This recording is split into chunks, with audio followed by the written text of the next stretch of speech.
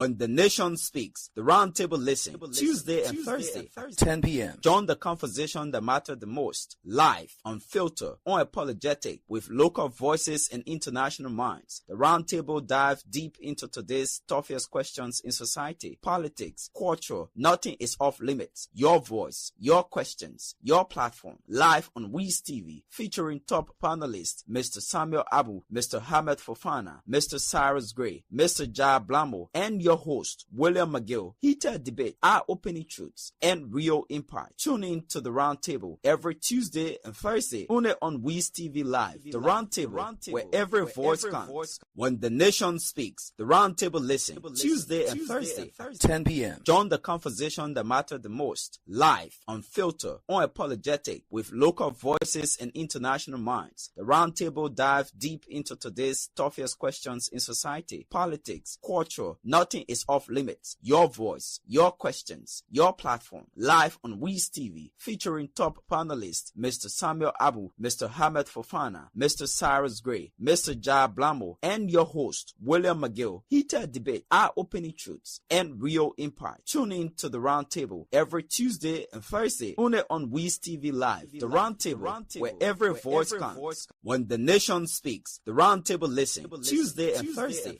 10 p.m. Join the conversation that matter the most, live, unfiltered, unapologetic, with local voices and international minds. The Roundtable dive deep into today's toughest questions in society, politics, culture. Nothing is off limits. Your voice, your questions, your platform. Live on Wiz TV, featuring top panelists, Mr. Samuel Abu, Mr. Hamed Fofana, Mr. Cyrus Gray, Mr. Jai Blamo, and your host, William McGill. Heated debate, eye-opening truths, and real impact. Tune in to the Roundtable every Tuesday and Thursday, only on Wiz TV Live. The Roundtable, where every voice counts.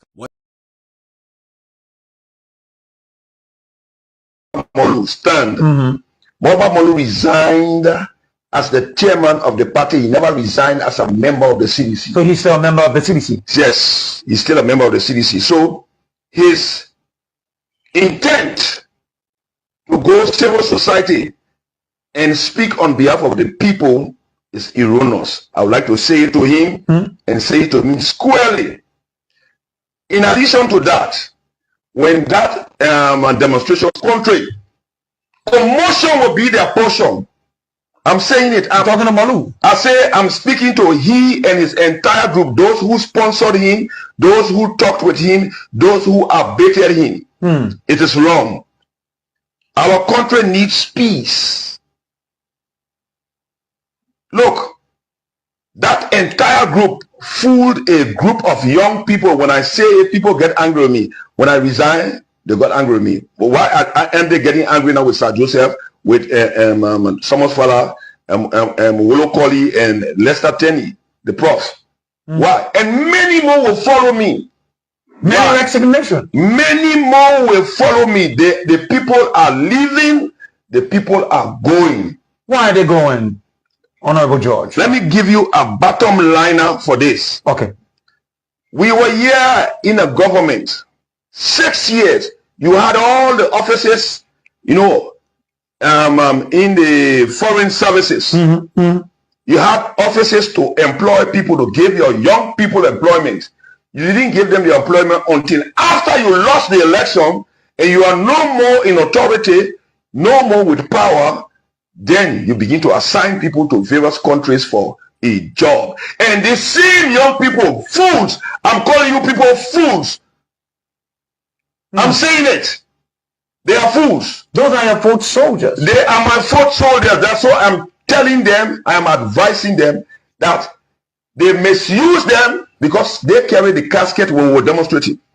They carry the white stuff when we're demonstrating. We can recall those things. Yes, yes. Oh, but you can recall that Sten started her demonstration from the CDC headquarters. No, I don't have any. I like that. I don't have any record of that. Let me tell you something. These people, the George Weah, the Samuel Toer, the Len Eugene Nangwe, the likes of them, they lie to the people and they have no more faith in this country. I'm telling you, I'm very sorry to use this as an example, my people, but you forgive me. CDC is going to be number 2 NDPL. I sent a text to General Gray. I can call him my general. No, mob invader general. Okay. Yeah. I told General Gray, I said, tell that man. Who is that man? George Manewia. Okay. To turn the CDC over to you so you can bring in people for revamping, to revamp the party, or else it will be NDPL Part 2. But does Gray have the face to... He has the face. I said to bring in people. He is better than George Weah. Akaos Moses Gray? He has the heart for the CDC more than George Weah.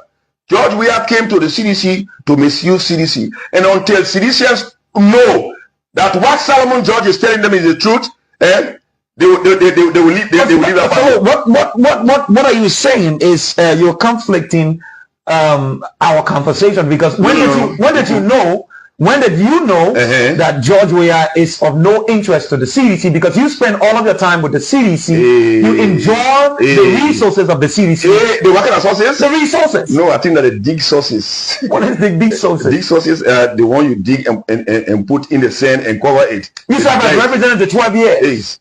What I obtained a salary of per dime was I gave to the people. Go and ask. I paid school fees. I paid medical bills.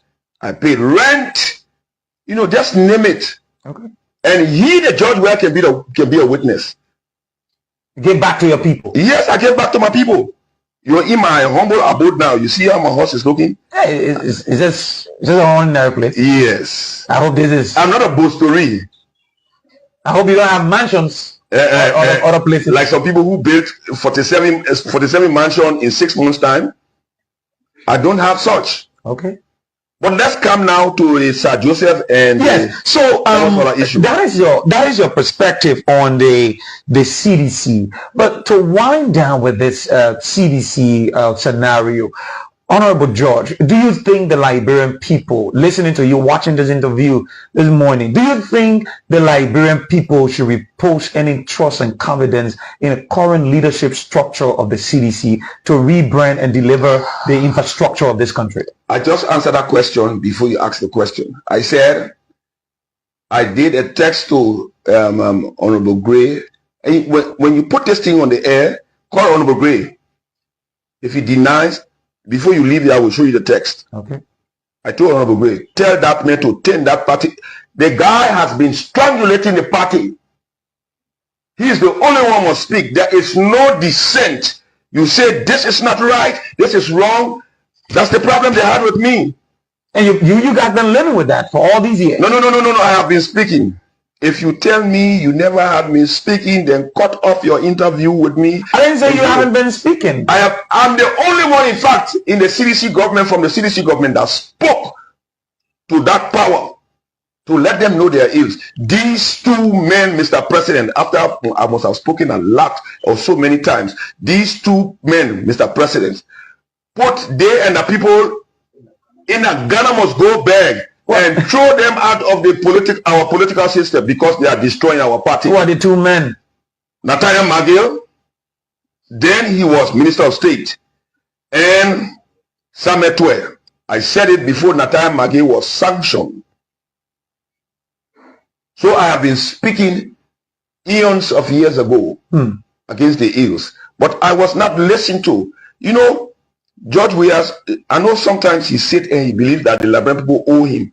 What we owe him, we've paid him. We gave him the presidency. But you think Liberia ever owed George Weah? Yes, we owed him. During the war, when all our politicians ran away from us, he was the only one he came back to lift Liberia's head above water. So we owed him. Yes. Okay. I say we owed him. I agree to anything that we owed him. But because you feel we owe you, does not mean you own us. Oh. Yes, he thinks he owns Liberia. He owns the people. Oh, the people love me. The people love me. You know, you got the other men who can always salam to him. You know, the Muslim people can say salam. Okay. And praise and worship. Baku, you stop. Oh, Baku. I'm coming from, no, the people praising you, you know. Then he there, feeling intoxicated. They put papers in front of him, he signed. That has been the job of that Alibaba in the 40 Thieves group. I went to him, I told him, I spoke with him more than several times. I advised him. He sent me a text and said, Allah, God is my witness. Okay, I didn't advise you, but I went on the air. I spoke. I did just like I'm doing now, a press conference in my office, and it were aired. Mr. President, we should be careful how you do things, because when the people of Liberia come for you, they will come for me too.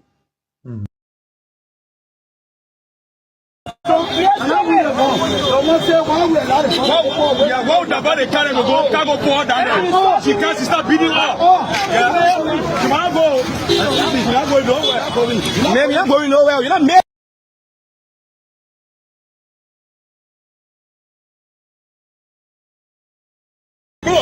Need a roll. Please stop me. Stop. All right, I'm telling you. Stop. Please stop.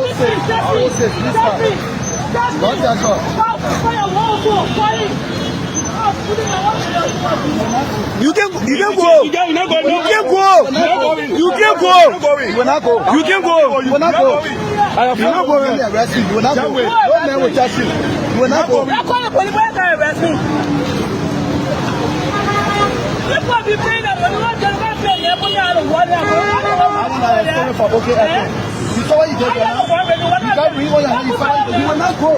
You're not going. Don't go. You can go. You're not going. You can go. You can next be on police. You are there. You are leaving. You are there. You cannot go. She can go. You're not going. You're not going. You're not going. You're not go. You can go. You can go. You're sorry. Ryan. You can go nowhere. As I'm talking to you, the Romeo have been damaged. It's very forces.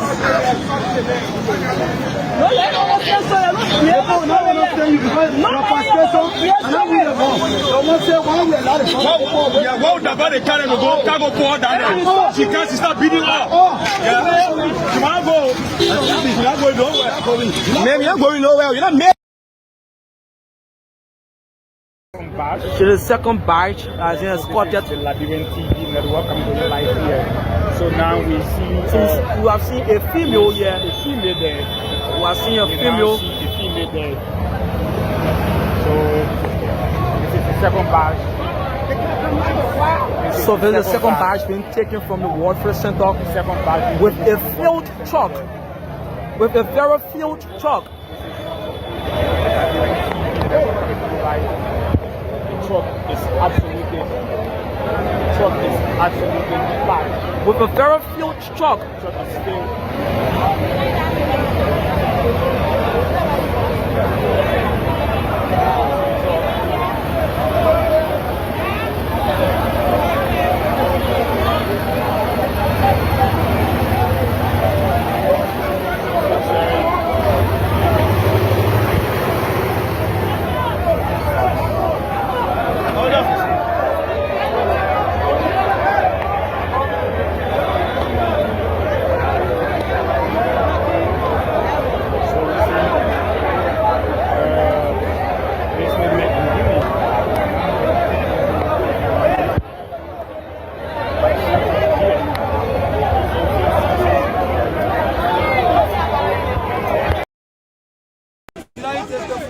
So anybody want to like it, you know, so you're selling short? And they stop you from selling drugs. And that was why you are getting your income from. What? You are getting income from that. And they stop you from doing it. Yeah, they stop me from so that's why you're protesting. The protest now, I'm protesting for working in the country and I'm protesting for them to get off freedom. We are also for we are citizens for this nation. We need freedom in this country. You're not getting freedom to do your business? Yes. Do you still want to do your business and they stop you from doing it? Yes. You still want to do it? I still want to do it. Still want to sell it. That's my game. When were you selling it? I sell my drugs in part-time. Which time? We are administration. I start selling my doing anytime. Although now I'm still selling, but my business goes down. They have a first stringent measures against your job, sale or what? Why you say? They crack it down on you who are selling your job or what? They keep suppressing me. Just table and they put 150,000 for me. Is it a party to you? Yes. How you see the sale of jobs? I see the sale of jobs because I need support from my family. I need to get my family money now. I'm king of 4 living children in the country right now. No support, and my parents are focusing on me. See, I graduated from high school, no other thing for me to do. So I just try to join my car, get a dollar bill. Who can't money, no more way. What you do in business? No, I'm a forever trade, man. I learn my trade at NCDC. I got general mechanic, What about trade do you do? I do general mechanic, I spell in car AC. Do you have work now? I don't have where I won't work. Anywhere I go, the point say, the feeling was school, and everybody feeling was school. Everybody learns, go to school. Oh, that's why you have diploma, high Thank school you. diploma. I get high school diploma. I'm not feeling with school. But I learn my trade. I'm a bona fide trade man. Yeah, what's up, son? So let's For get my back to trade, you. make me call me dollar bill because I'm serious. But now, nothing doing. I work in there, brought me from that doing nothing, bro. I was selling market. They put in supplement, they get me just so one from me, they talk to me, so I leave. Who's the market you're selling? Nothing, I was selling food. Push. Yeah. So and they keep suppressing you. They start suppressing for this government or Government. for this government? This government suppress us. Just everybody they see a problem, they take us in order for me to get me to school. Where just go to my High school graduate with a diploma, was sent out there applying to law companies, no No, job. not doing nothing. Yeah. No way. When we go, they say no job because of the government, say bad government, say policy. No So one we way. stay setting, we want to work. And then the thing I can get money, they stop you to do it. Why didn't get you money? I would say just to get money, but it's stopping the judge to not go. Do you think that the right thing to do? Hey, I don't think that's the right thing to do, but because no job, that's why I'm doing this. Oh, okay.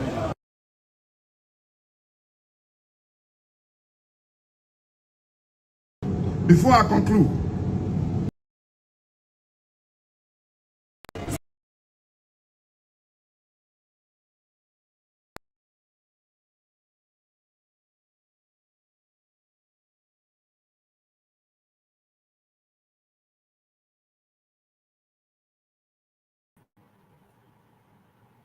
of the program, the roundtable.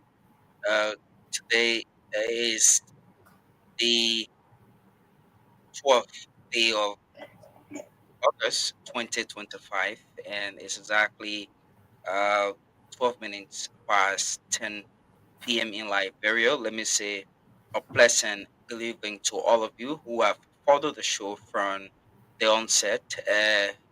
And we back again, and I'm sure that we back for good with this presentation. Let me say good evening to Mr. Abu and welcome back on the program.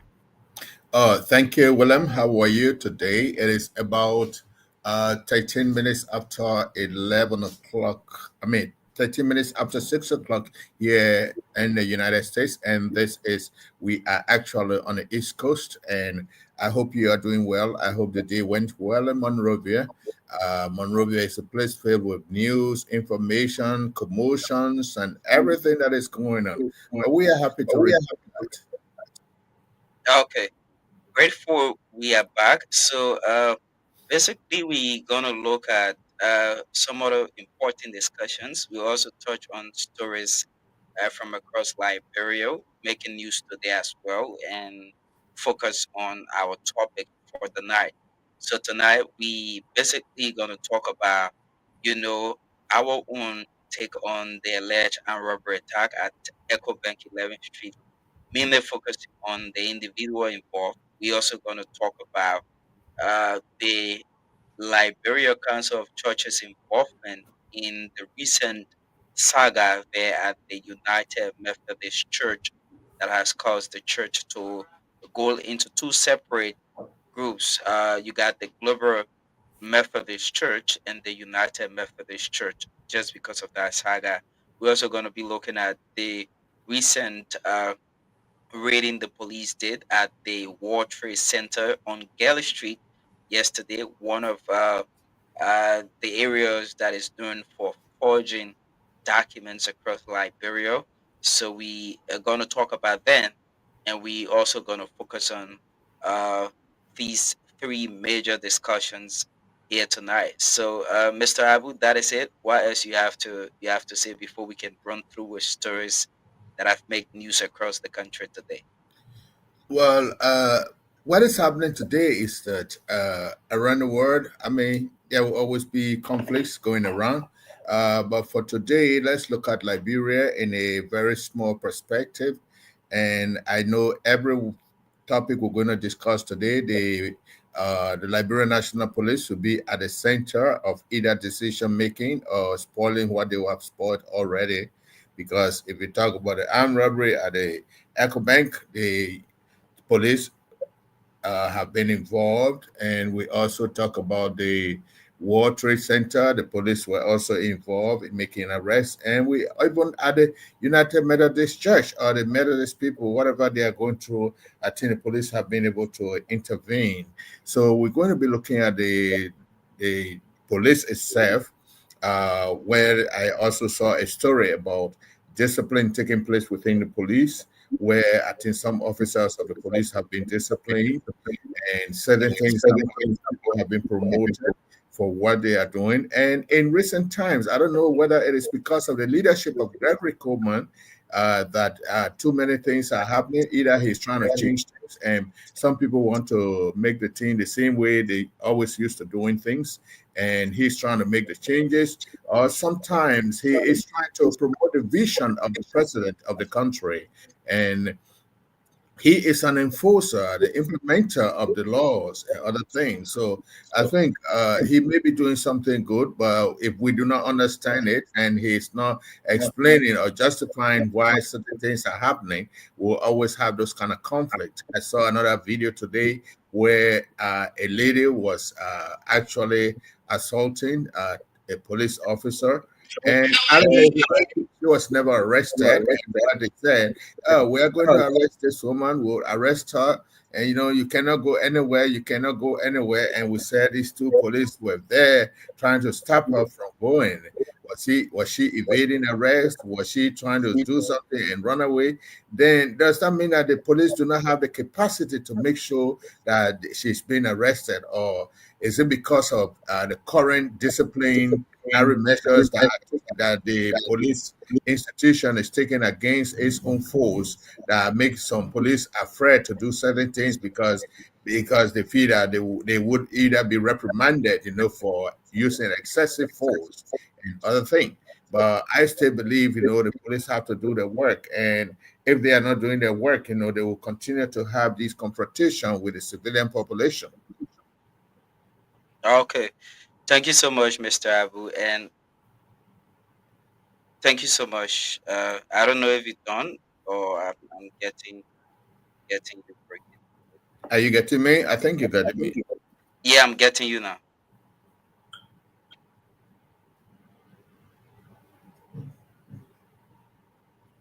Yeah, so we basically follow stories from across Liberia. Today we watched the Liberia National Police uh there with these measures. And yesterday we watched the clip of the officer, and we have so many other stories that have happened.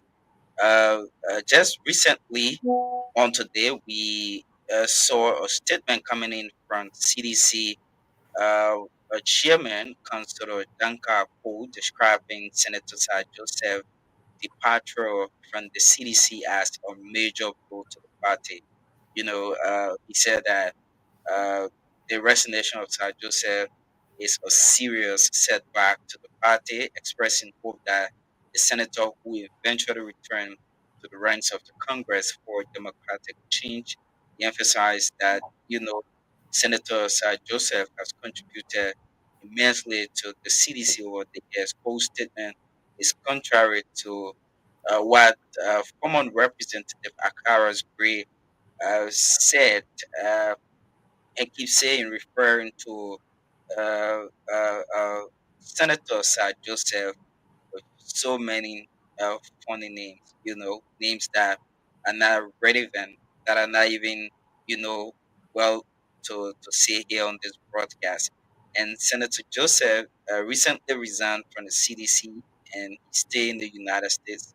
We also saw him engaging fellow Liberians there in the U.S., in Minnesota, to be able to come back to Liberia, because they are the only people that can be able to build this country. And that has been his message while, there's a serious situation happening within the CDC because of his resignation. And we also see uh, the appointment of former CDC member also. Chairman. Yeah, former CDC chairman Solomon George as well. No, not Uh, Solomon and George. Not Solomon George. The name George is Solo, rather. George George Sulu. Solo. Yeah, George Solo there being appointed or nominated as well by President Joseph Boakai to the Republic of Italy. And in the president communication to the pro-10 of the Liberian Senate, Numbly Kanga Lauren, he urged the Senate to accord the nomination and consider upon its return from constituencies break. This means he emphasized will ensure a smooth transition and sustain momentum in the government's diplomatic engagement. Upon confirmation, Ambassador Destinate Solo will be charged with the responsibility of representing Liberia's interests in Italy. So that is one thing we also witnessed there today that is making news. A lot of other situations that are also unfolding across Liberia, and yeah, it's great. So, Mr. Abu, we can just kickstart with the the discussion of the raiding there at the World Trade Center on Galley Street. We played the video when you was not here. I don't know if you'd like for us to play some of the videos we also have in our possession, and before we can start with that discussion, or we should just flow ahead. I think that will play well if we look at that video once again, so that we can have, there will be an opportunity for new viewers who are just joining us to see what is happening or what really happened. Because whatever happened there today, we know that, or yesterday, we know that there were some people who were just passing by and they became, a complicit to the thing. There were some people who are mainly the promoters. There are some people who are there who have made the place their farm to collect money every day, and whatever. There may have been the police intent would have been good, but maybe the matter in which it happened or how the raid went on, we got to look at it. So let's look at the video. Then we'll be able to really analyze what went on and how effective the operation went. Okay, so let me just get this before I play the next video there from the World Trade Center. Let me get this. The second batch has been escorted to Liberian TV network. I'm going live here. So now we see. Since you have seen a female here, a female there. We are seeing a female. See a female there. So this is the second batch. So there's a second batch being taken from the World Trade Center. Second batch with a filled truck. With a very filled truck. The truck is absolutely packed. With a very filled truck. The truck is filled.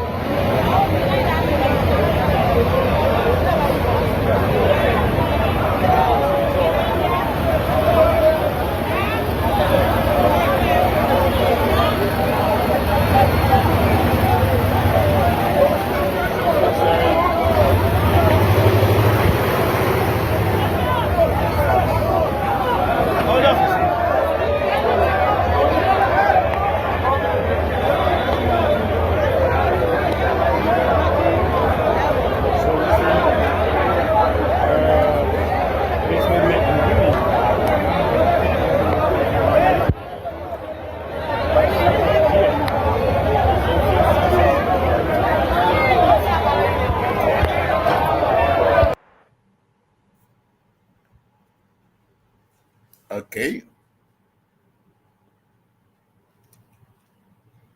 Yes, I've seen the video, but that's just a video of people who were picked up from the scene. looking at this, the existence of World Trade Center, I think initially because President Ellen Johnson Sirleaf assisted them to relocate them to where they are, assuming that they will be there in good, to do something to better their lives and other things. But I think it's the abuse of the opportunity that they were provided that they started doing the wrong things in that particular area. So based on that, I think the police had to come in. But have you been able to really tell us what exactly prompted this particular reading at this time? So, actually, we gathered some uh, unconfirmed report yet that has been alleged that these guys uh, have gone to forge the a document at the U.S. Embassy, and I think a complaint was being filed to the Liberia National Police, and because of this, the police also sent a notice of search warrant from the court. We also had a video yesterday that one of their leaders was speaking that they had a search warrant from the police to search, I think, few individuals' names that were mentioned in the document.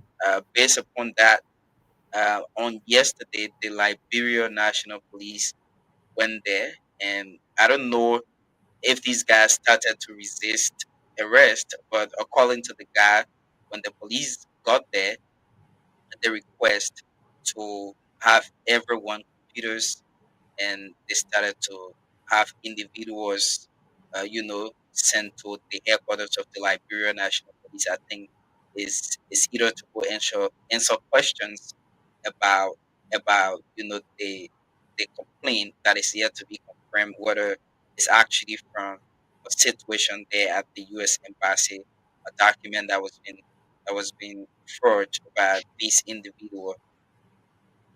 Well, it could be that someone decided to force, because this story has been going on a long time.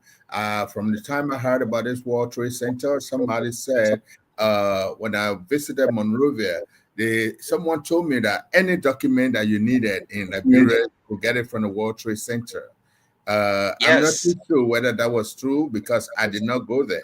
And even just the other day, I was thinking, I said, but I've been going to Monrovia and I really have not had the time to go to this World Trade Center to see, as a journalist, just to go observe so that when stories like this come out, I'll be able to give a clear view of what happens there. What kind of documents were they really producing in that place? High school, Well, academic documents? Mr. Abu, let me say this, right. I know somebody who I will not mention their name, and it's actually true that these guys have signatures of any institution in this country. Even if you need fake visa, I think they can be able to give you it.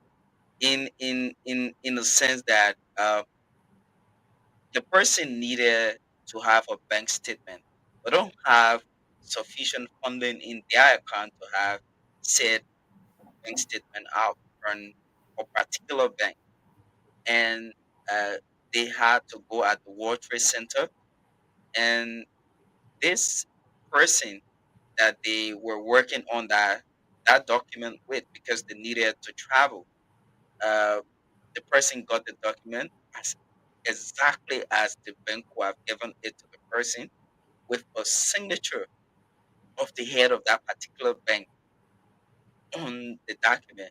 So if you listen to people in Liberia telling you that any document you want in Liberia, you can definitely get it from World Trade Center, including the national ID card that is being printed at the National Identification Registry. These guys are able to produce it for you in a twinkle of an eye. Why do you think we waited all this long before we put a stop to this? I think it's because it also they are also they do tap and print, almost like a printing press. but their main focus is on forging documents. That's exactly, you have guys with so many different computers, have so many different entities documents in there, and whatever you need is very possible at that particular place. But have you ever thought that people in the institution where these documents are produced for, there may be people in those institutions who are liaising with these people, or some of them are maybe former employees of those institutions, and they come out and they cleverly have all of these instruments before they start doing their work. Because let's say, for example, if somebody is coming to produce a diploma or a degree from UMU, you know, so let's imagine, would it be somebody, don't you think there must be somebody either in UMU or someone who UMU had hired before to produce their documents, you know, who gives them the samples of all of these things and allow them, you know, to use it, you know, to produce these instruments for sale? I think so. I think they should have some sort of connection at at almost all of these institutions, and yeah, I think they should have connections to wherever they are producing that particular documents from. Because let's say, for example, producing, as you said, something like a bank statement, okay, they must have had somebody in there who had a problem of the bank statement, and they were able to get into the system, not on the computer, maybe inside the bank itself, and they got somebody who has a similar bank statement, and they know the person, and they try to push it through. Sometimes, most of the time, we couldn't say that they were able to do these things. They must have been connected to people within the institutions. Yeah, I think they definitely have direct contact with most of these institutions document that they be working on. They have direct contact. That for sure. I think they have. World Trade Center has existed, I think, since the before 2010. Before 2010, World Trade Center existed. I think they used to be at somewhere opposite as closer to the executive pavilion. I think there was a building there that all of them were, and later, because of the activities that went on, you're there. But there is a need to discourage such a thing. You cannot totally eliminate it. However, people will still go into their homes and do a series of things, because there are a lot of these documents that come out. Let's say, for example, business registrations. You see, there are a whole lot of business registrations. Sometimes you go to that same trade center, as somebody told me. You go there, you are how to call the document to establish a business. You know, they got the template there where they use the template and they just customize it to put your name and all they cut and paste. Yeah, exactly. But so was there any real resistance during the arrests that were made? Because the way I see it in the trial, I think they were already calmed, and everybody seeing other people. There were resistance. There were resistance. You know, arrest. You will not have people actually being calm to go to police station, especially when they understand they've committed crime, that the police have come to get them to go and answer questions, and also be able to prove that they are not involved. So there were resistance, but not to the extent where police officers were hurt or individuals got hurt. I think they understand that they were actually in the wrong, so going the extra mile would have led to serious issue with their current situation. But at the same time, I know the police investigation is going to be very good, and I know that they will do something, because in as much as even though it is World Trade Center, some people were doing things that legit. Let's say, imagine there will be an old lady there. She's only selling her kobo because of the people there. And once she's there, she's selling her kobo, she's selling her water. She's doing legit business. And at the same time, even those, there are some people there who were just there typing documents for people. You know, you run there, but you want your document to be typed, you type everything. You know, because I think even during the playing of the DV, they have a lot of people. The World Trade Center is a place a lot of people do, and they go there. Is actually they do legit business. So some people would have been picked up either being at the wrong place at the wrong time, you know. And I think the police will do the better investigation. But in the meantime, was there anything done to the place? Did I hear that they burned down the place, or they just broke down the entire area? They didn't burn the place down because you have other people who reside around there, so they didn't burn the entire place down. And I think the situation, according to the individual, the police carry a warrant from the court, so I don't think the police would go the extra mile breaking the place down or burning the place down, because in as much as the police have people arrested, they still have people that were around there roaming around until they can have the situation under control. And again, it was a search warrant searching into individuals that were identified for committing whatever crime they've committed, and you have other people that are doing their normal business there. That's exactly the place they depend on to feed they and their family. I think the police will understand all of that situation, in as much as some one or some other people have committed crime. They should be taken to the police station and sent to court to face justice. Well, there may have been a specific issue that prompted this raiding because the police have been looking there, passing by them, and if whatever is alleged, no, to have prompted this, I don't know if the police can get to the bottom of it, or because or there could be people who there could be a probable cause that maybe they know them already. You know, the police operates on tip off most of the time. You know, apart from those probable cause things, other things are based on tip off. And I think the police would have if they say that there was a search warrant, most of the time, most search warrants are really vague. You know, they tell you go and search XYZ thing or place, and they wouldn't say exactly what they're specifically looking for within the search warrant. So most of the search warrants are normally very vague. You know, so this is because of the vagueness of most of the search warrants that a lot of people get caught in the loop. You know, they really got nothing to do with it. But if they say go there, arrest anybody who is there who may be a probable cause or who you suspect that could be the one, that person will definitely be arrested, and the police is backed by that search warrant. You know. Exactly.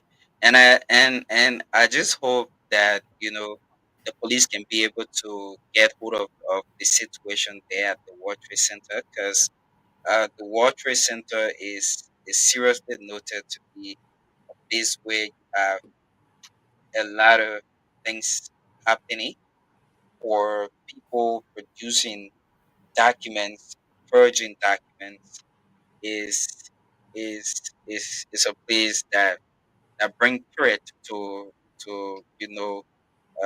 the society, in terms of having documents that are legit being forged. And also, we just hope that the police can also come out to the public and be able to tell us that this is the situation. And since the arrest, the police have not made any public statement yet, which of course I know they're definitely going to do in due time. So we all wait on the police and be able to get hold of the entire situation that is coming in from the arrest at the World Trade Center.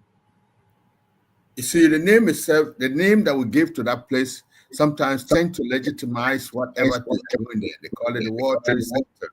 That means anything from around the world can be traded there, because that's what it means, And actually, I think the police would have moved in a long time ago.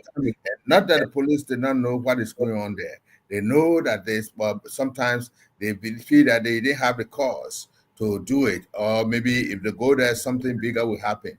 But now it's a time where they are being embarrassed. Yeah, I think, Mr. Abu, I think there was there was no complaint of any situation, in as much as the police will listen to you know you know things around. But if there's no formal complaint filed with proof, I think that's one of the reasons why the police choose to stay back and watch the process until yesterday's situation happened. Right. That's also another thing. But let's look at it from this point too. That the police, they sit down and watch crime occur. It's not always that you have to get an instruction from the top before you make a move, because there's something about prevention, prevention of crime. They saw that these crimes have been committed there, and at the same time, the same area will be used for other forms of crime, sometimes prostitution and other things, drug sale and other things, and they left it to be running simply because the police do not want to ally, they are being proactive, because that's the lack of being proactive, that they saw it happen and they want people to cry, oh, Liberia is getting bad, Liberia is getting bad, Liberia is getting bad. You don't have to wait until those things happen. I just want to admonish the IG that, he's doing a good job, but he has to work faster and make sure that things do not spread out before they come to handle it.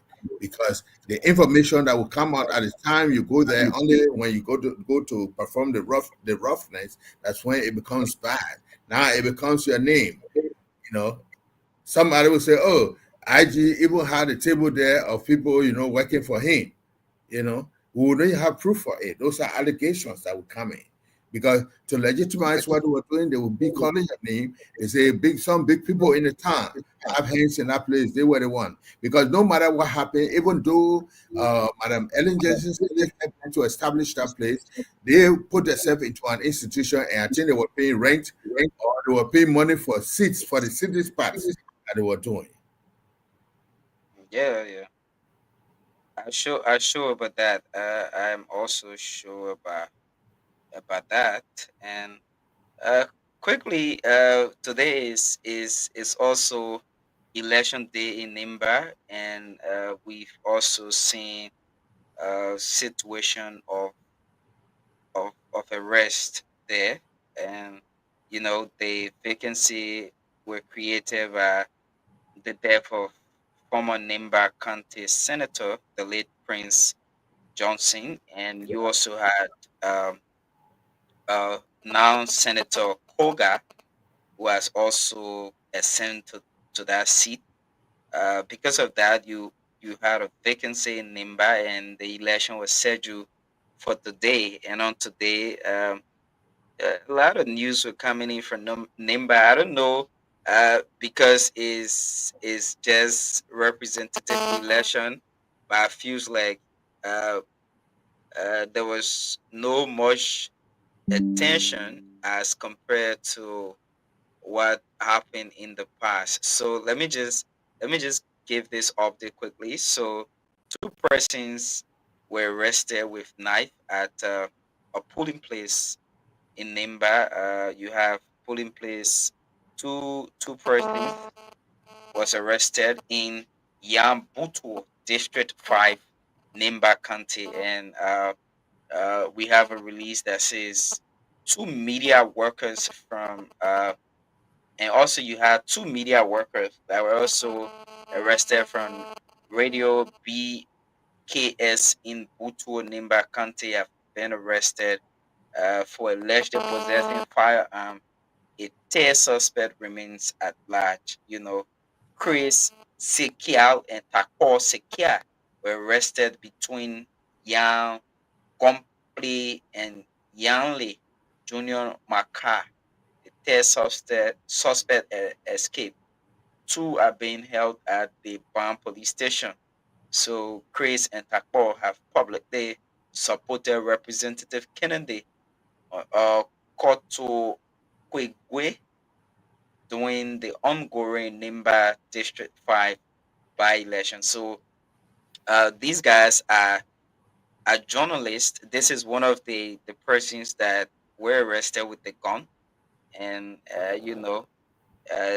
they are journalists, but they support one politician who is contesting in the election.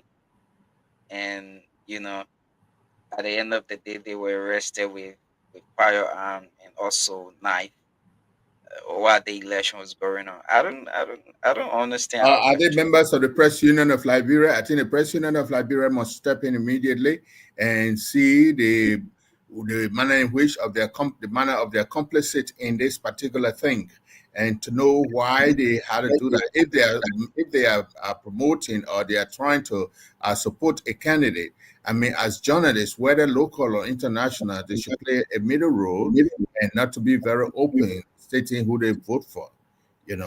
But then, if they are carrying firearm or if they are carrying a dangerous weapon, that will tell us that their plan is different. I don't think they may be journalists. As the president of the Delaware chapter of the Liberian Association of Journalists in the Americas, ALJA, I don't think those people should be considered even for accreditation the next time. Because I don't think they should be carrying deadly weapons during elections. Yeah. I know they were accredited as journalists.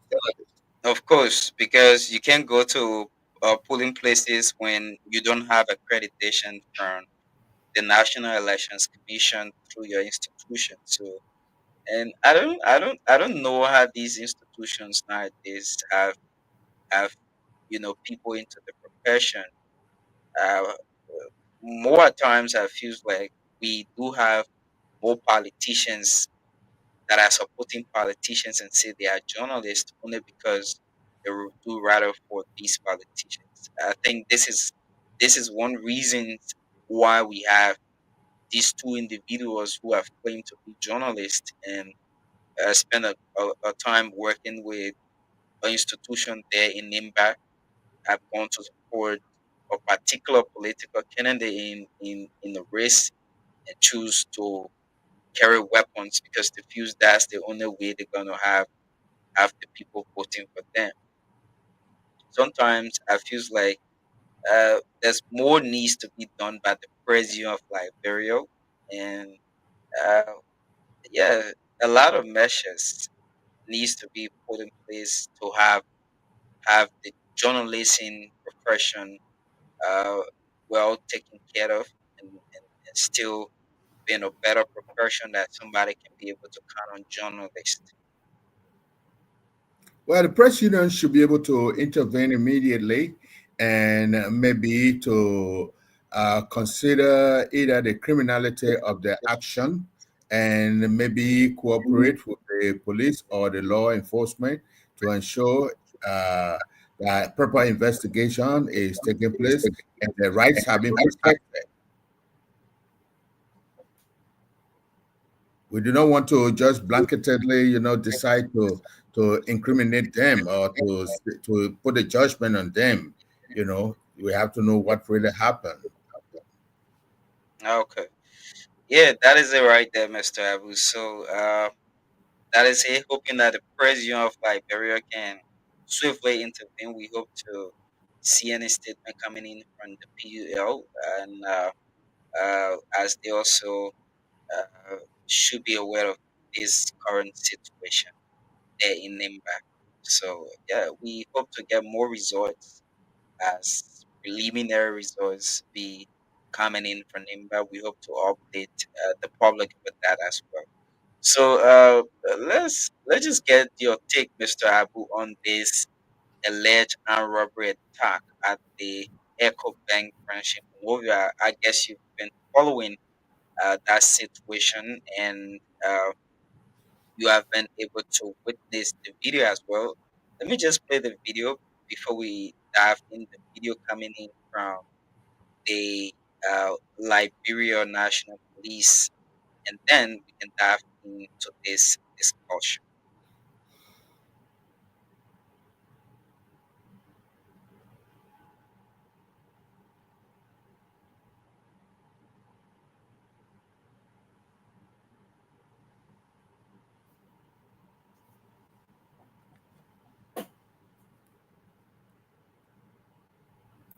Yeah. Good morning, members of the press, civil society organizations, and the Liberian public. We welcome you to this live press briefing from the Liberia National Police headquarters. Today, we present the findings of a critical investigation into a violent incident that occurred on Wednesday, August 6, 2025, at the EcoBank Liberia Limited 11th Street, Sinker branch. The suspect, Phoebe Emery Johnson, age 44, of Duper Road, Painesville, was apprehended at the scene and has since been thoroughly investigated by the anti-robbery unit of the Crimes Services Division. At approximately 9:45 a.m., suspect Johnson entered the private banking room of EcoBank, disguised with a nose mask and a cold weather hood. He closed the office door behind him, pulled a single-barreled shotgun from his black backpack, and placed victim Angeline L. Silla, age 33, under gunpoint. He demanded the money stored in the office and tussled with the victim for about 10 minutes and attempted to seal her mouth with duct tape he brought along with him. The victim resisted, pressed the alarm button, and was rescued by her colleagues, who restrained the suspect until the arrival of the Liberia National Police. CCTV footage from EcoBank clearly shows Mr. Johnson entering the private banking room, retrieving the weapon and threatening the victim. During questioning, the suspect admitted to purchasing the firearm in Ganta, Nima County for $60 United States, claiming it was for personal protection. Recovered items include one black backpack, one single-barrel shotgun, 3 rounds of ammunition, 1 pepper spray, 1 duct tape, 1 nose mask. These items are already being displayed during this press conference. So as we confront violent crime in Liberia, we are reminded of global examples like J.J. Maloney, a respected American journalist and author who won multiple prestigious awards, including the American Bar Association Silver Gavel and the Sigma Delta Chi Award, and he was nominated for 5 Pulitzer Prizes. But before that, Maloney spent over 6 years in reform schools and prison for murder and armed robbery. His transformation came only after incarceration, where he educated himself and built his life. This case is a powerful reminder that education, employment, and social standing do not exempt someone from criminal behavior. Public perception can be misleading, and assumptions based on status must never override the facts uncovered through investigation. The Liberian National Police investigates based on evidence, not assumptions, and justice applies equally to all, regardless of background. We are aware of commentary surrounding Mr. Johnson's background, including his association with the University of Liberia. Let it be made clear, no individual is above the law. The Liberian National Police remains committed to impartial enforcement, guided solely by facts and the rule of law. Following the investigation, the Liberian National Police has formally charged Phoebe Embry Johnson with the following criminal offenses: armed robbery, Chapter 15, Subchapter C, Section 15.32. Criminal attempt to commit murder, Chapter 10, Section 10.1, possession and sale of physical objects for legal use, Chapter 17, Section 17.11. These charges are in accordance with the revised Penal Code of the Republic of Liberia. Mr. Johnson will be forwarded to court immediately following this press briefing. Let me conclude by saying the Liberian National Police remains committed to protecting the lives and property of all citizens. We thank the management of EcoBank, the victim for her courage,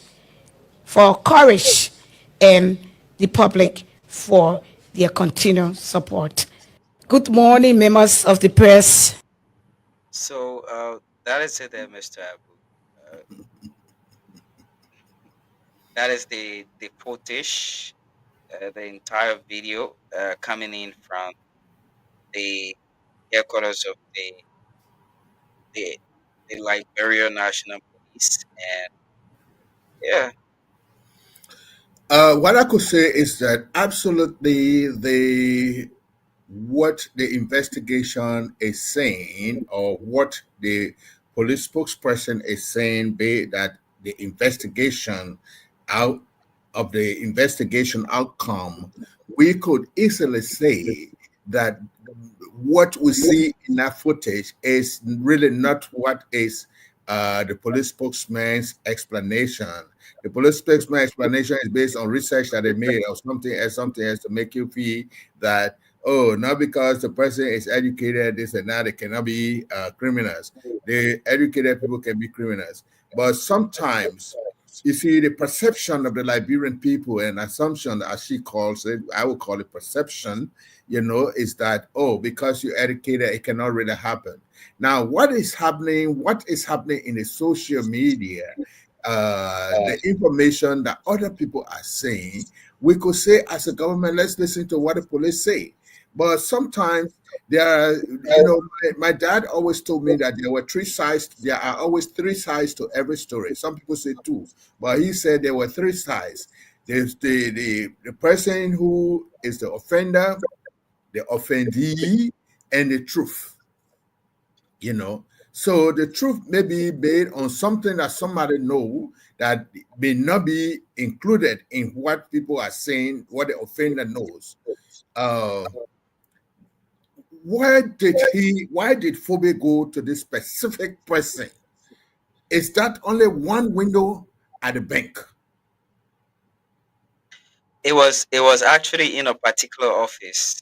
Yeah, they call it private banking. Like you want to save your money, but it's in excess, and you don't want to stand in queue. And they have these offices for private people who carry huge sum of money. Okay. So yeah, you just go there, do your processing quick because you don't want to stand in queue, and they know you as a regular customer. Okay, and this should also act as a warning to most of the people who work in the banks, because they are not fair in their business practice. I can tell you that. You go, you're standing on the line in Monrovia, in any of those banks, any of the banks. I dealt with 4 different banks in Monrovia recently. Any of the banks, there is no confidentiality there. You'll be standing on the line, they come to take somebody from behind you and tell you, oh, Mr. John, what are you doing back there? Why can't you come in? Oh, Mr. John, you came, why didn't you just ask for me? You know, why? Other people came before that person, allowed it to go through, you know. But the person came, the person expressed familiarity, you know, that you do know the person, and this happens. Another scenario, leaving this one briefly, I went to the central bank to encash a check. The central bank on Ashmore Street, they behaved like we were in a hospital, you know, in a pediatric hospital where everybody's sitting in the lobby and they get ready to call your name. Sam Abu, John Brown, David Willie, you know, they call people's names. Some people don't want to be identified when they go to the bank. As compared to maybe what we do here in America, as you enter, they give you a number. And the tellers right there are processing based on the number. Okay, teller number 5 is dealing with the person who holding card number 6. Then you get up easily and go there.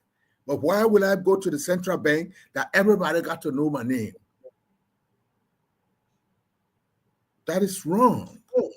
I'm talking about the central bank that should be able to set regulations for other banks. That happened there to me. I can give you the date. In May of this year. That is wrong. But then what I'm seeing in this video today, I do not want to get convinced that there was familiarity between the affected bank worker and the alleged bank robber. Many stories that come in from the social media, maybe sometimes they say where there is fire, where there is smoke, there may be some fire. There may be some truth that are coming out. But I still believe that something existed. There was some familiarity between this person and this person. Because I know she's very strong. She defended herself. She defended the bank. And in the video, I see her fighting furiously to stop. Can you, Mr. Abu, can you actually fight somebody with a gun that actually wants to rob a bank? And again, why would somebody, you know, there's a lot of questions that needs to be answered, right? Why would you have a plan to rob a bank and allow all of these people that are in there carry on their normal businesses and just walk into a particular office, to a particular private teller office and tell them you want this amount of money and you need you have a gun. That's one thing. You have a gun. And you start to fight with your hand, and even you ain't able to fight the person is resisting whatever plan you have. You know, I think this lady is looking for the Liberian flag or the EcoBank flag to have been laid over her casket. Because in every major institution in the bank, once somebody approaches you with a gun for money that do not belong to you, you should surrender that money and take other actions. But I still believe, we thank God that it came out this way. So it is because of these that people are still doubting whether that was really he really had an intent to go to rob the bank, or he went to rob somebody. Because even at the bank, they tell you, every bank in the world, they will tell you, you don't fight the armed robber, you surrender. Of recent, Mr. Abu. So I was opportune to go around his place. He live around Tuport Road, and it's not really far where I live. He's married with his wife, and I was around there. He normally have friends, and some of the things I listened to was they allege that he's married, but this individual at this particular bank uh, is his girlfriend. He supported her, and that's exactly the same thing we saw on social media. Supported her, she graduated, but she don't want to stay in this relationship because he's already married. She wants to move on, and now, out of anger, he actually went in the bank to do whatever plan he had. And now, just tonight, the police spokesperson said on their number one show, Class Reloaded, that has been hosted by Senator Abraham Darius Dillon, she said that uh, the widespread speculation that alleged armed robbery suspect Fode Emery Johnson and EcoBank teller Angeline Avo Shala have a relationship. She said they do not know each other from anywhere, and they have never met prior or never had any interaction prior to the incident that happened. So again, my question could be, even if these people have met and she have access to a phone, she reading all of these comments coming in, just in case the allegation is true, the woman won't be brave to tell the police that, oh yeah, they met at my boyfriend, blah blah blah, or he was my boyfriend, but I decided to move on. He wants to kill me, blah blah blah. Because it's also something that will be putting her job at risk. It's something that will be putting her job at risk. But we hope and pray that the police can be able to do their work and can be able to actually do their work. Like we normally know, the police are always doing the right thing. So Sometimes, do we have time for some people to call, because this is a sticky situation, because yeah, we can have people calling it. The explanation can come in and other people are really not satisfied with the police explanation. Because when I look at that video there, I still believe that even after this, maybe while the investigation is going on, EcoBank will end up sending her on vacation because she really fought to protect them. Whether she was protecting them or she was protecting herself. She's a fierce fighter. To protect the money, to protect the money that doesn't belong to her. Yeah. You want to put a number up? Let some people call. Let's get to call. Yeah, we can have people calling it. Let me just add the number on the screen. Because this is something, even after the police have come out with their explanation, I mean, it's really not buying. And there may be some people who have some privileged information, but the whole thing of the police investigation, they look at the suspect and the complainant. Those are the two people they're dealing with. It takes some time for any investigation to be made. She's not going to stand there and say that she even knows the guy. She will tell you she doesn't know him. But there may be witnesses who will come and tell you that, yes, we saw them together, or yes, this thing has been going on between them. But I still want to just stick on what I saw on the video, that she really fought well, even attacking him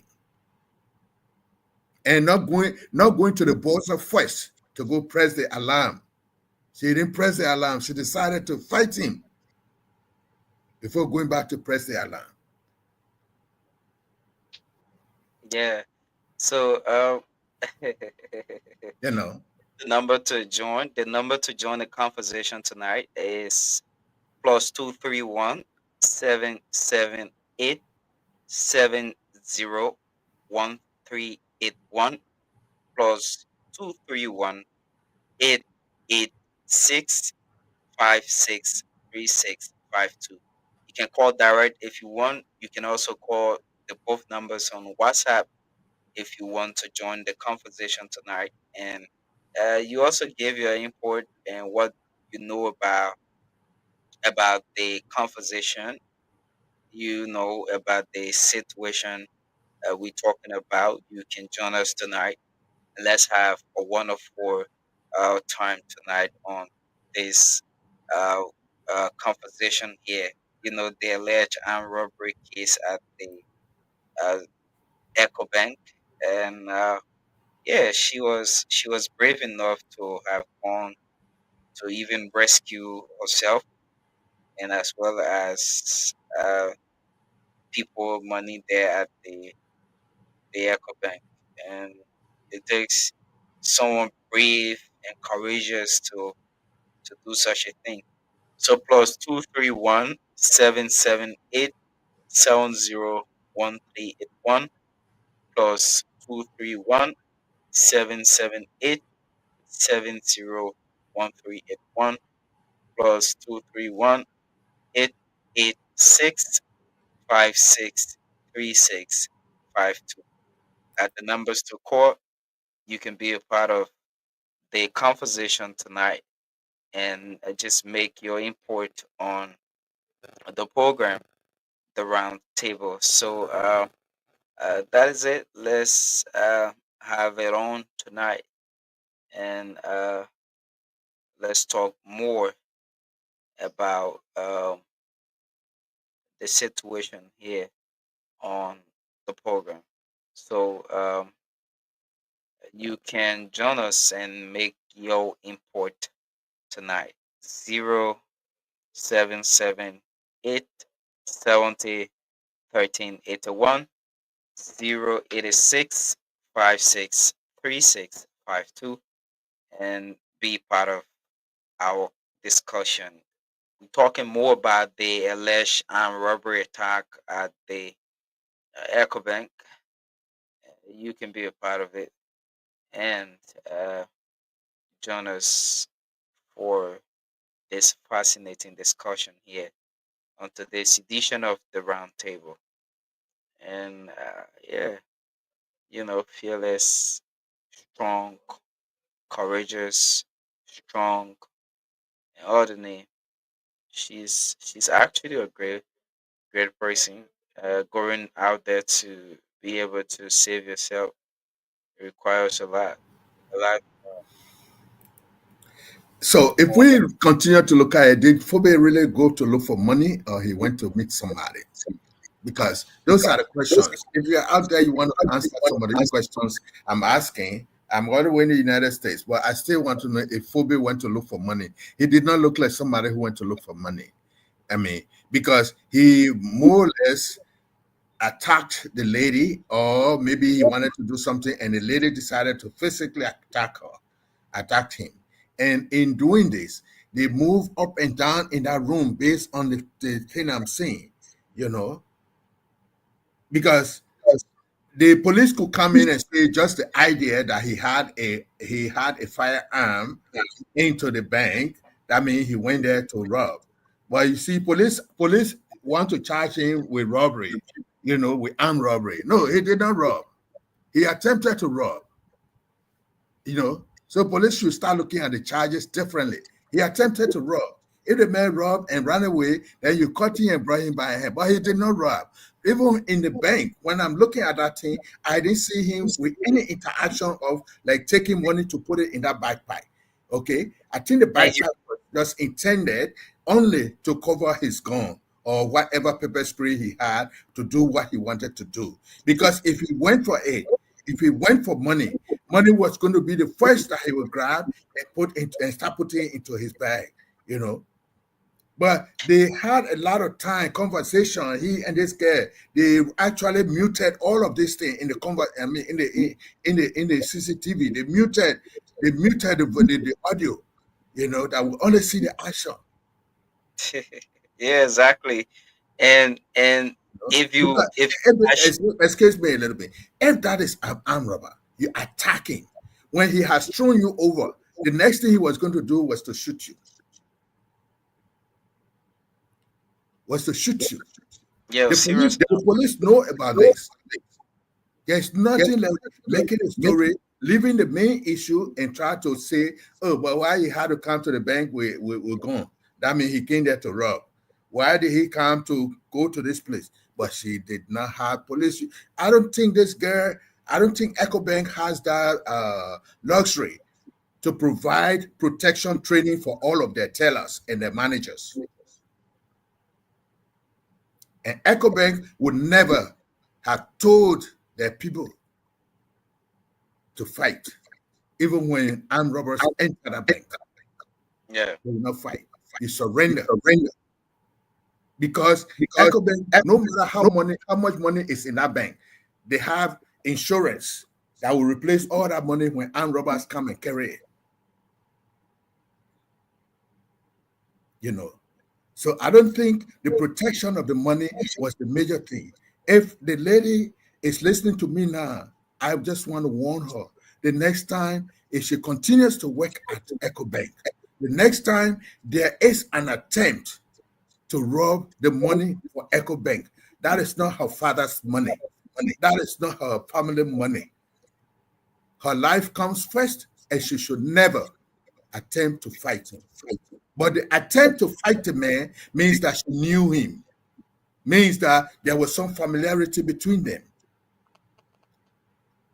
The audio has been muted, so we couldn't listen to the conversation that went between them. Maybe while we are in court, while we go to the court, those will be the things that you ask for the audio, because the CCTV picks up both the video and the audio. If the audio is missing, then you do not have enough case. You don't have enough case, because we want to listen to that conversation that went on between that man and that lady. I think these are some of the things that his lawyer should look at and put himself together while going to defend his client during the case. So these are some of the things that I think his lawyer should also be looking at while going to defend this guy in court. Because if these things are not looked at thoroughly, then at the end of the day, he will be sent to prison. Yeah. He will be sent to prison, but how long is he going to stay in prison? That case is not a big case. It's not a case against EcoBank. The police is just putting itself at the front because they are there to maintain law and order. The police comes in, but EcoBank is not going to push that case because EcoBank knows that nothing was stolen from them. Their money was not stolen. And nothing got missing. Nothing got missing. Yeah. Nobody died in the process. Nobody got hurt. Even though they will send her on a vacation, give her some money for fiercely fighting an alleged armed robber. Is that when the Abu keeps saying they will say on vacation? Yeah. Strong enough to see. She will go to the hospital and be lying down there. And while in the hospital, they take her out of the country, to take a vacation. And the lawyers go to the court. They are going to ask her to come. She's going to be a major witness because the bank's witness either her and the CCTV. And the audio, when he entered her office, what did he say? We want to hear that.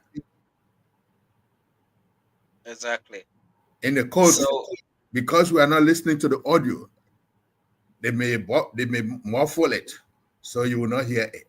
But if they say muffle, we can't hear it, we'll have to subpoena the EcoBank to make sure that the CCTV must be accurate. So in the end, when EcoBank is embarrassed, they will withdraw the case. This is what is going to happen. Yeah, exactly. So you can join us on the number on your screen, plus 231-778-701381, plus 231-886-563652 at the numbers, both WhatsApp and local call. You can join us and just tell us what you know about this entire EcoBank alleged armed robbery attack. Alleged attempted armed robbery attack, because actually no money was taken away by Emory, and so So what makes it an armed robbery? That's the crime the It police. was on the team. That's the crime the police for him. Armed robbery attack. So Illegal possession of firearm. We agree with that.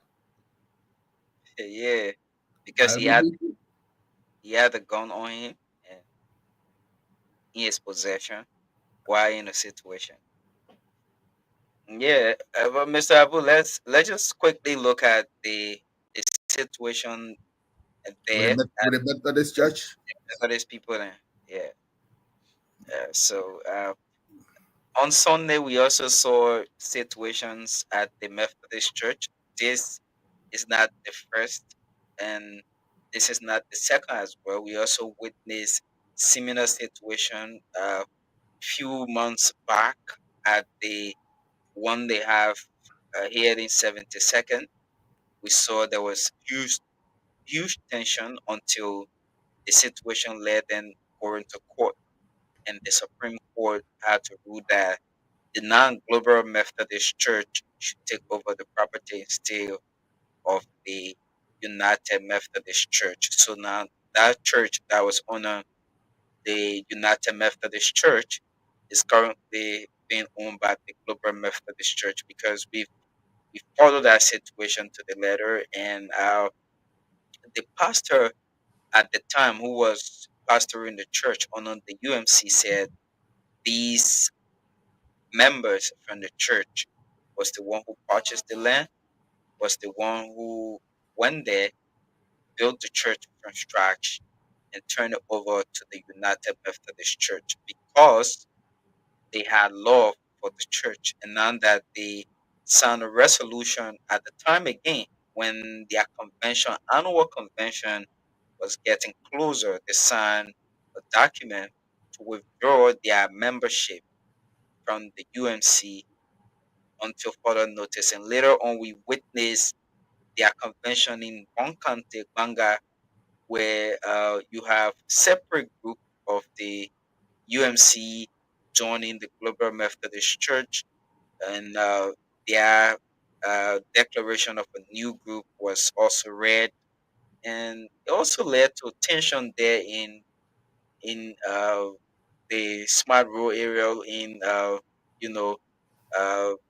Methodist Church having a serious situation months after we got back from Banga. And again, this all boils down to the Methodist regionalization situation in the church pertaining their book of discipline and everything. So that is it, Mr. Abu. Okay, this is a faith-based organization. First, we have to look at the Methodist Church. We have always considered it as a United Methodist Church. Violation based on some people saying that someone has violated the book of discipline, so they want to leave the church. When the two groups decide to part, are they going to pray to two different gods? I don't really think so. Not at all. They are not going to pray to two different gods. And will the prayers in the Methodist Church be different when one becomes UMC and the other one becomes global? Will the prayers change? No. So it is the individual's way of understanding and interpreting what they call the book of discipline and not the Bible that is bringing all of this conflict. I did watch on the video something that happened in Caldwell on a Sunday morning. Yeah. People have dressed in their beautiful clothes. Like in Liberia, people dress their best to go to church. Because once they see you dress very well, oh, where you go? You go to church? Because that's the first thing they think about in Liberia. Once you are well dressed, if it is not a working day. So I don't understand. Is it the people who own the church, the United Methodists, or the global, who is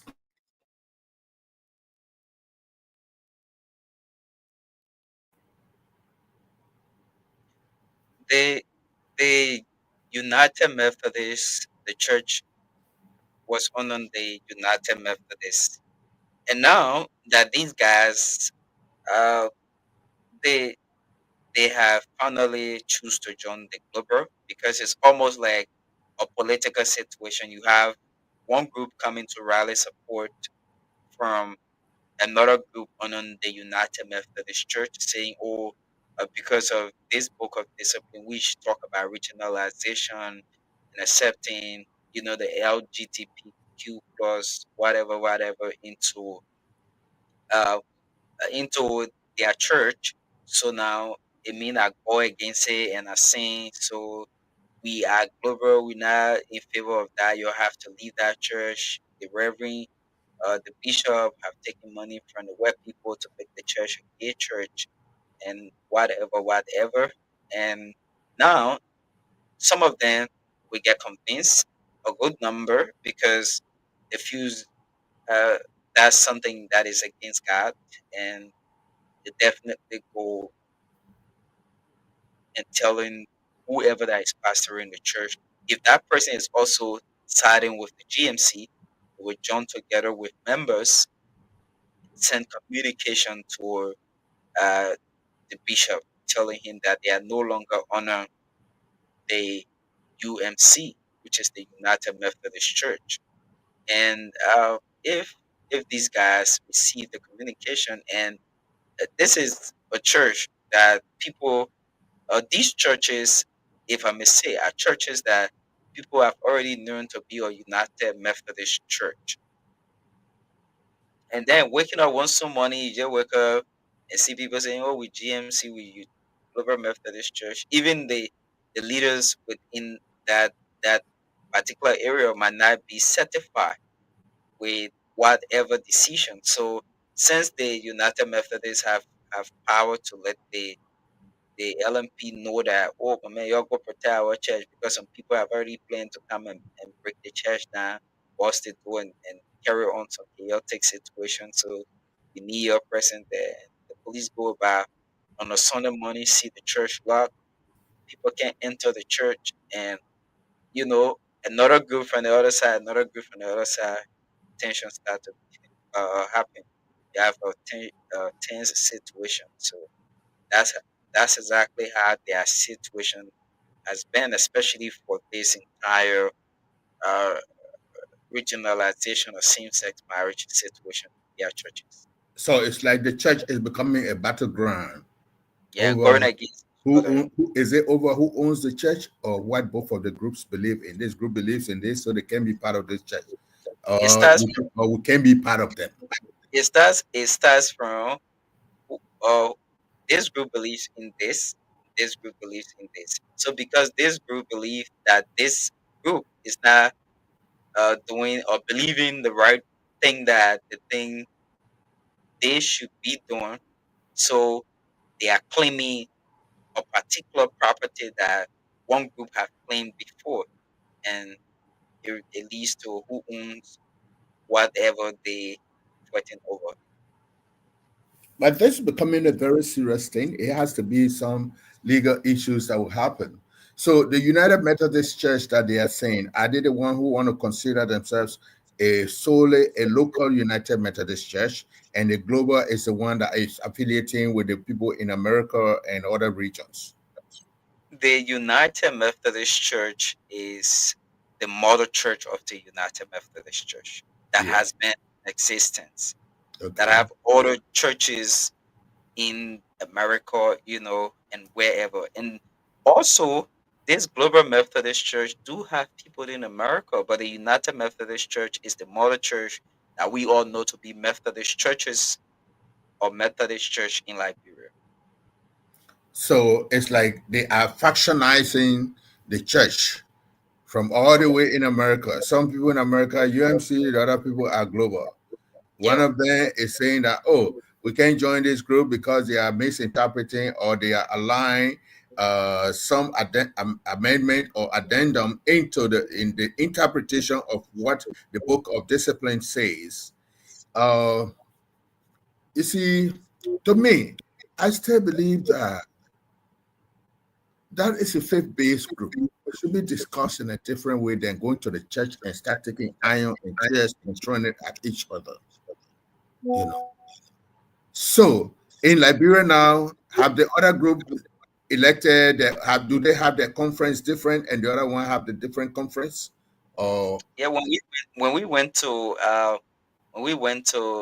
Banga, we witnessed two separate conferences. One from the GMC, and at the end of that conference, they all signed a resolution and gave birth to a new church, which is the Global Methodist Church. And we saw elected a new bishop. They didn't carry on election, but it has so many other, people who were there as head of the group for the new birth of another denomination.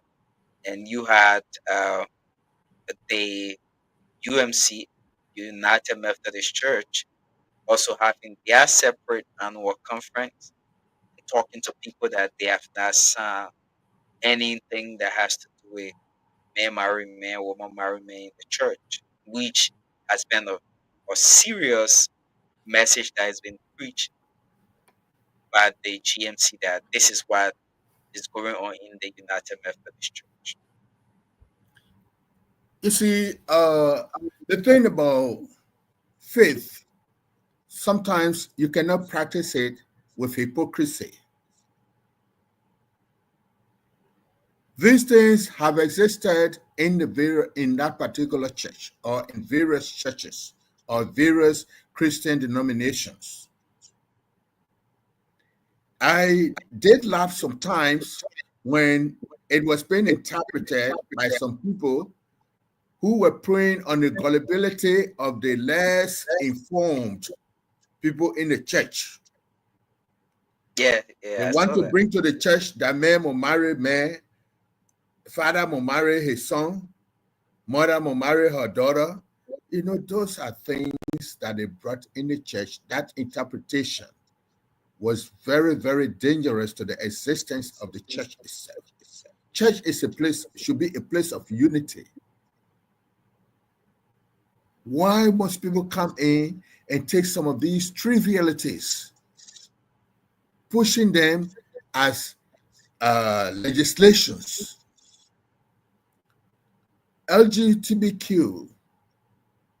LGBTQ should be sometimes, in some areas, they call them the protected population. Studies has gone so far and made a lot of things that even we in America, you work with people who belong to those things.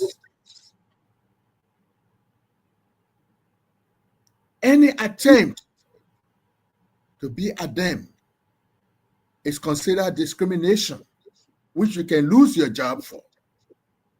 You may not like it.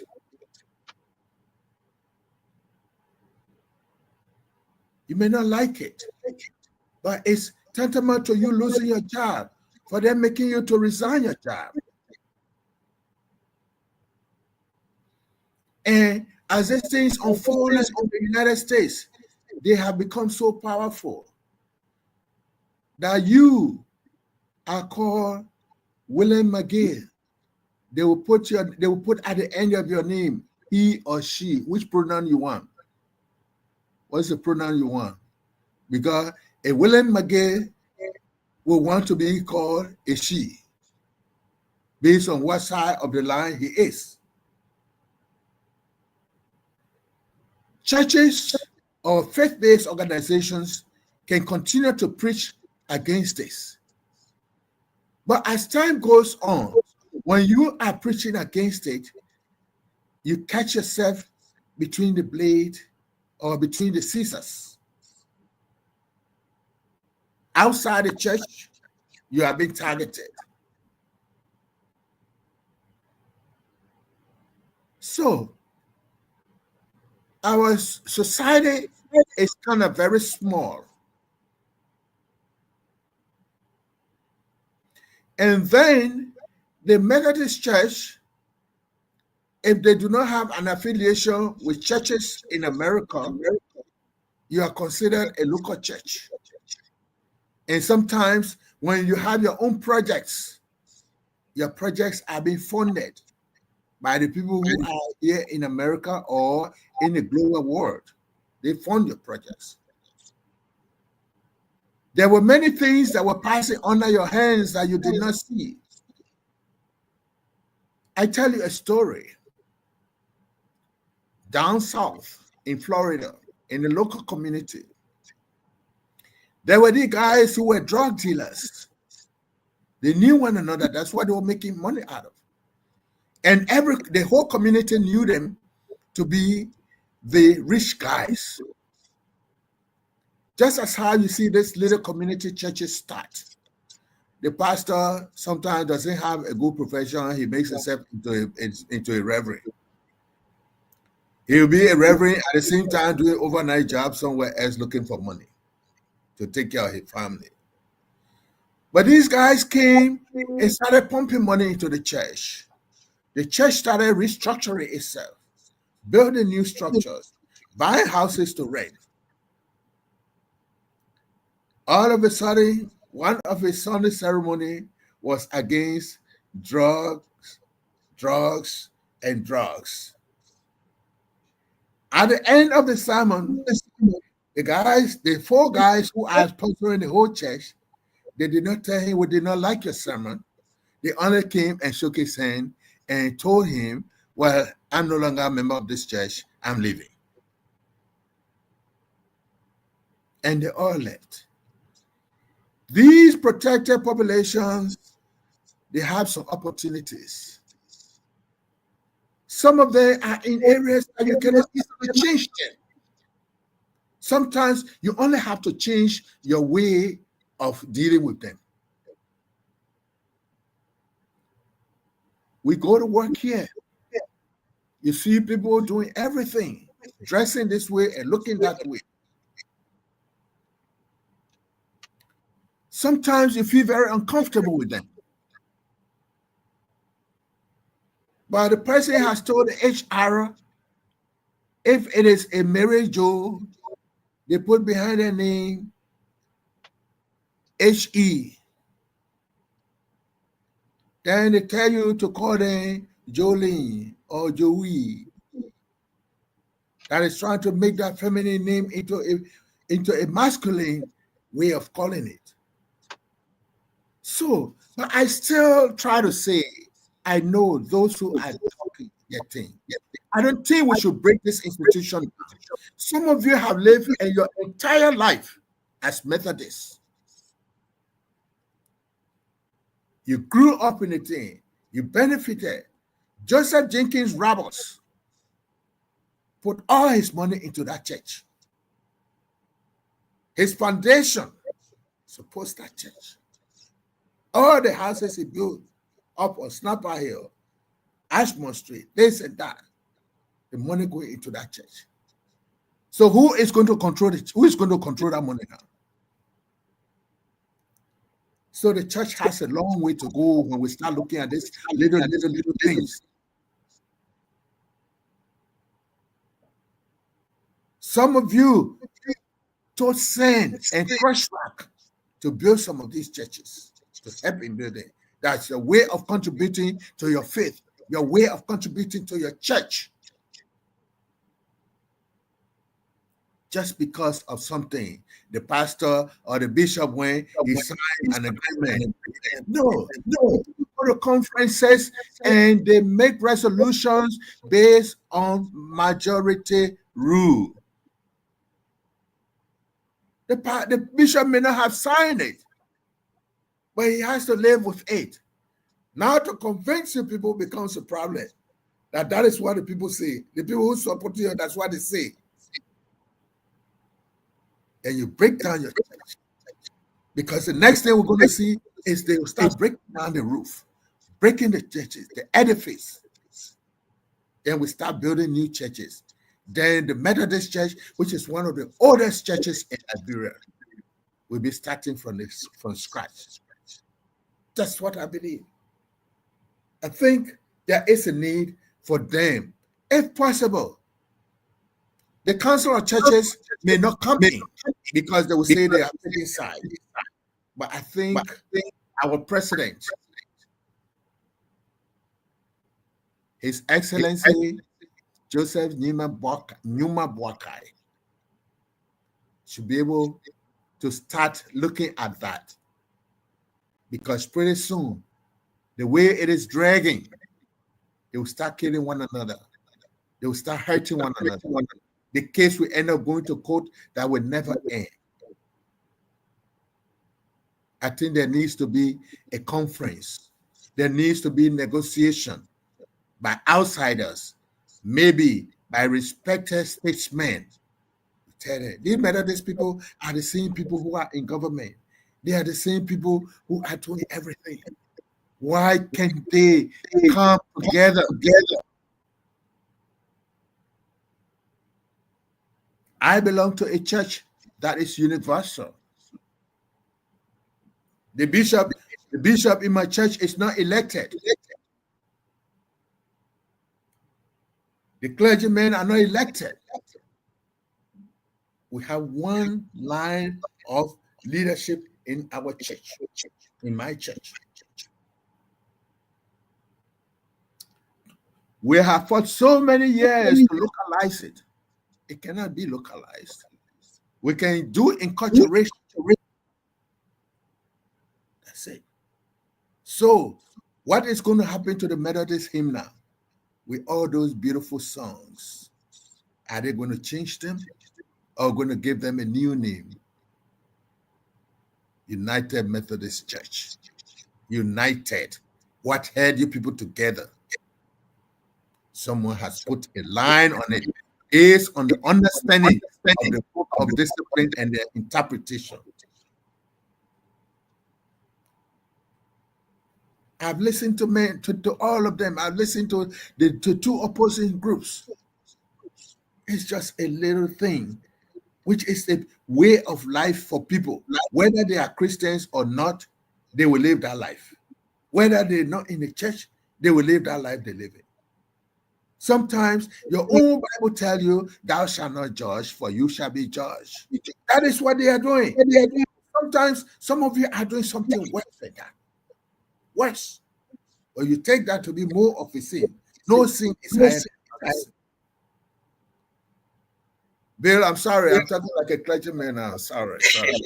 Yeah.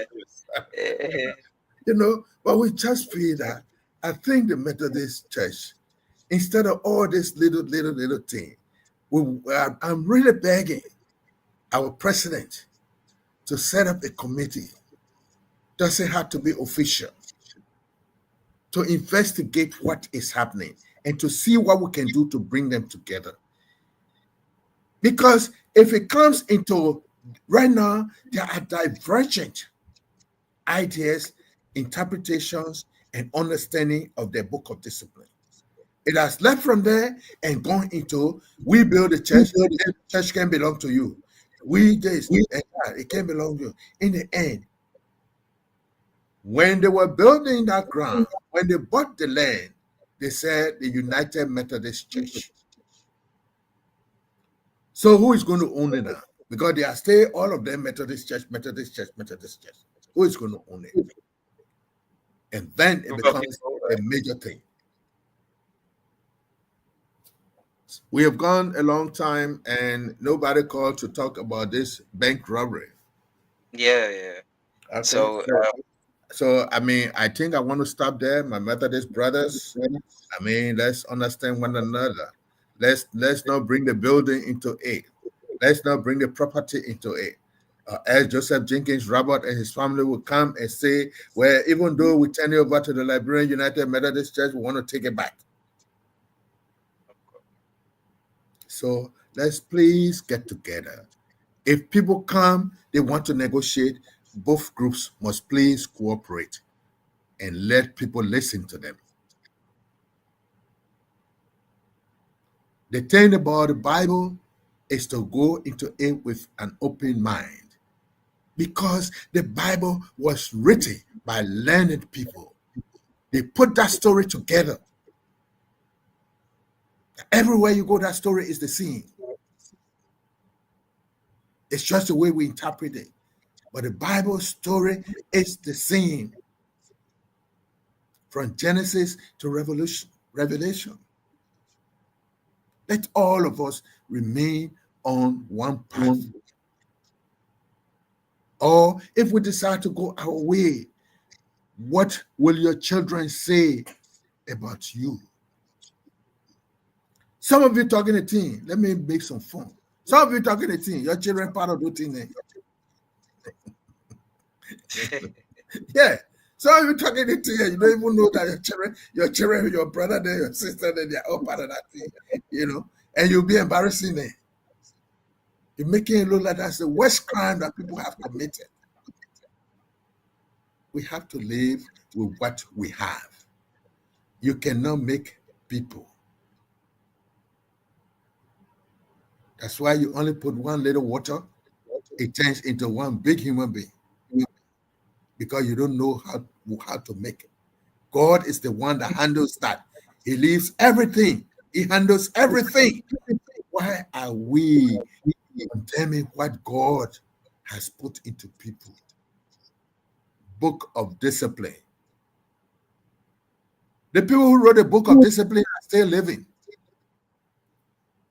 The people who wrote the Bible, we did not see them. That's been interpreted so many ways. Then you write a book of discipline that runs sometimes in certain areas running contrary to the Bible. In our own society, we say any law that you make that is not in consonance with the Constitution is null and void. Let's look at this Bible and our faith to the church. You're making some of your members are running away from the church. I will soon start advertising my church so they can come there. Yes. Thank you so much, Mr. Abu. Let's just get your final comments for tonight presentation, then we can take a leave on tonight's presentation. Thank you so much. I think I've said the one for the Methodists, and we also want to look at the armed robbery, the attempted armed robbery. I think since the police say they have already done the charging, I think the guy Phoebe should be ready to go to court and carry whatever proof to tell them that we do agree that he had an arm, we do agree that he did, that he attempted something, he wanted to rob the bank, except the police are telling you that as long as you enter that bank there with armed, that you've gone to rob. And he attempted, he and somebody had a scuffle. I want to really say that Madam Silla, I'm happy that she did that for the bank, but I also want that you cannot put your life online for people money business. They employ you, they pay you at the end of the month. They didn't tell you enough to your house. If there was money that was taken to your house, you can say, well, I will fight to protect the money here, because if I say I'm Robert Carey, they will not believe me. But that one I write at the office. We're happy that don't fight the next time, Mama. Don't fight. Don't waste your time. Globally, they tell you, soon the armed robber enter. He tell you, everybody lie down easy. Don't even touch that drawer to look for money. Your phone said, don't put it down. Don't touch it. Don't touch it. That's what happens. Please, let this be an education to you. Except you tell me that the bank has trained you to fight anybody who wants to rob the bank, which I'm sure they have not done it. So thank you so much, Madam Sida, for that wonderful fight you put up for that for the bank. Then the World Trade Center. The World Trade Center, I said, it needs to be completely put away. It needs to be, we're not saying destroyed, but to make sure that the people don't go back there with that kind of thing. If anybody want to do something, let them do in their house. Let them open their little street. In Liberia, we cannot continue to say there are no jobs, then we allow people to start doing illegal things. The people who selling the drugs will tell you we ain't get job, that's why we're selling drugs. We don't have jobs, that's why we're making false documents to help ourselves. So people, we cannot use this, we don't have job or joblessness to put us into something. And if you want to create a job, create a legit job.